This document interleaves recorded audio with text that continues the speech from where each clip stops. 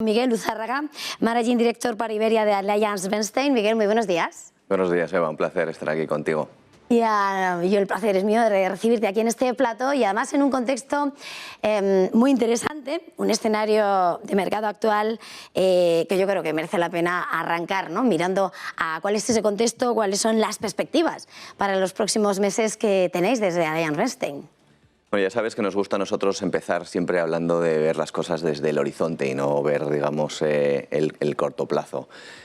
Para lo cual, pues, bueno, os hemos traído una serie de gráficos para ver un poco esas perspectivas que vemos desde AllianceBernstein. El comienzo de año ha sido un comienzo de año bastante complicado, en donde hemos visto el endurecimiento de las políticas de los bancos centrales, hemos visto esas tensiones geopolíticas tan importantes y hemos visto cómo la inflación ha subido. Eso significa que evidentemente hemos tenido que revisar nuestro posicionamiento y nuestras estimaciones de crecimiento, de inflación, todas esas cosas que hacemos las gestoras, de tal manera que te he traído este gráfico en donde podemos ver nuestra estimación para el entorno de mercado actual para los próximos 6 meses. Desde la actividad económica, en donde hemos visto que evidentemente pues, ha pasado de ser más fuerte a básicamente a la mitad de su capacidad, una política monetaria en donde ha pasado de ser muy laxa a ser un poco más, digamos, más fuerte en todos los bancos centrales a nivel del mundo, las tires,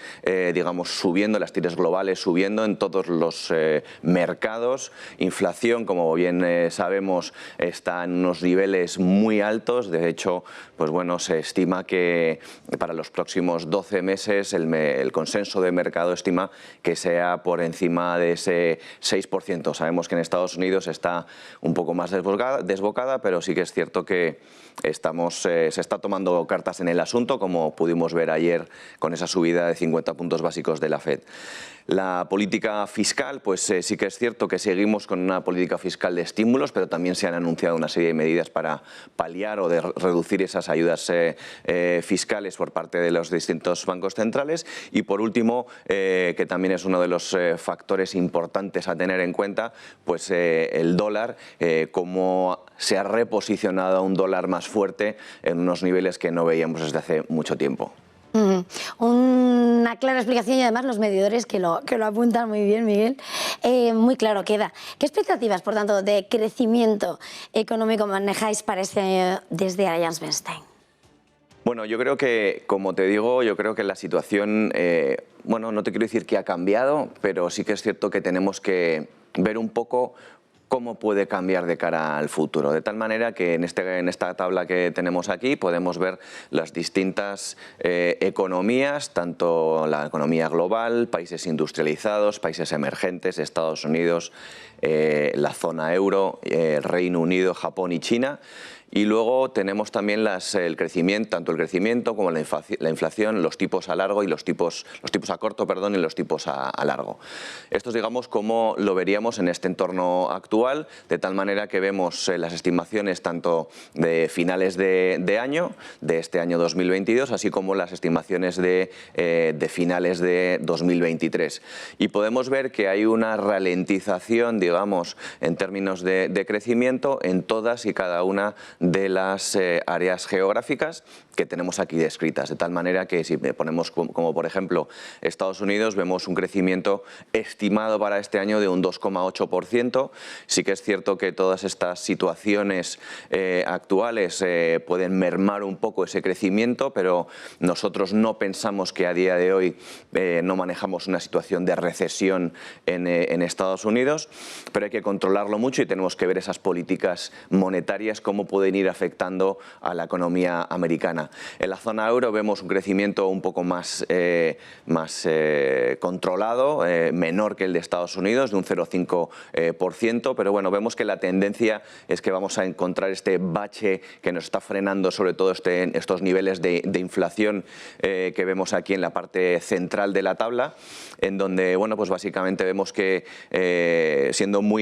no quiero decir siendo muy optimistas, pero la inflación de Estados Unidos en torno a ese 4,5% es ya descontadas, digamos, todas esas subidas estimadas de tipos que vamos a ver probablemente este año. Sí que es cierto que hay otras áreas geográficas como Reino Unido en donde tienen que controlar más esa inflación con ese 7,5%, pero vemos cómo pueden tomar partida en los próximos meses. Nosotros estimamos que se va a desacelerar la inflación en la segunda mitad del año. Por lo tanto, esperamos que esos temores de ese monstruo de la inflación desaparezca poco a poco a medida que todas estas medidas macroeconómicas de los bancos centrales tengan su fruto. Entonces, ¿qué papel, por tanto, tienen que tomar los bancos centrales, Miguel, ante este contexto de mercado desde el punto de vista de Allianz Bernstein?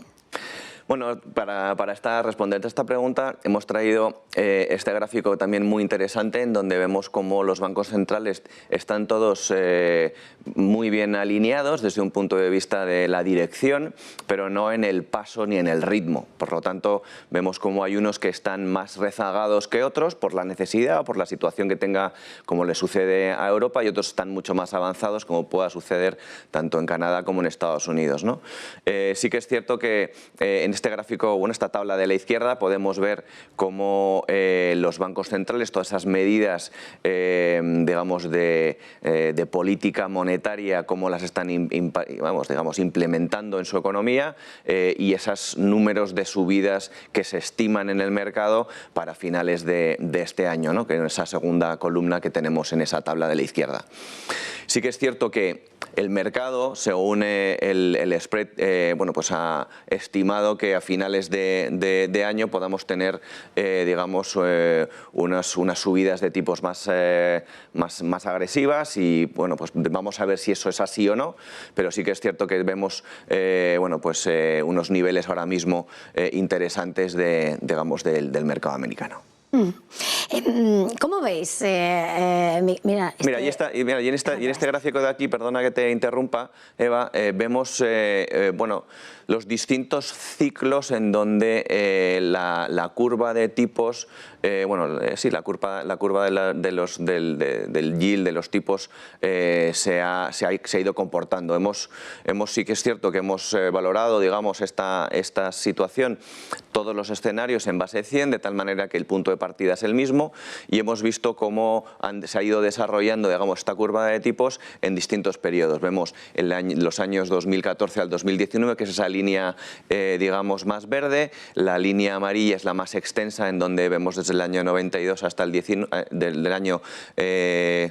no lo veo muy bien, pero bueno, es un año más, es un periodo mucho más largo en donde el desarrollo, básicamente, digamos, de ese aplanamiento de la curva, pues es un periodo mucho más largo, y el periodo actual es la línea, digamos, más oscura que vemos en la parte más cerca tuyo, en donde podemos ver claramente que el periodo de tiempo en el que ha habido un aplanamiento de la curva ha sido mucho más corto, ¿no? Muchas menos semanas. Hablamos de 50 semanas, básicamente, cuando las otras vemos como ha habido 270 semanas. Por lo tanto, es un momento en el que podemos plantearnos que esos, digamos, aplanamientos de la curva puedan indicar, pues, unos niveles de recesión que nosotros descartamos, precisamente porque vemos que la FED con unos niveles más flexibles, digamos, a la hora de poder implementar medidas. Por lo tanto, no vemos ese riesgo a día de hoy.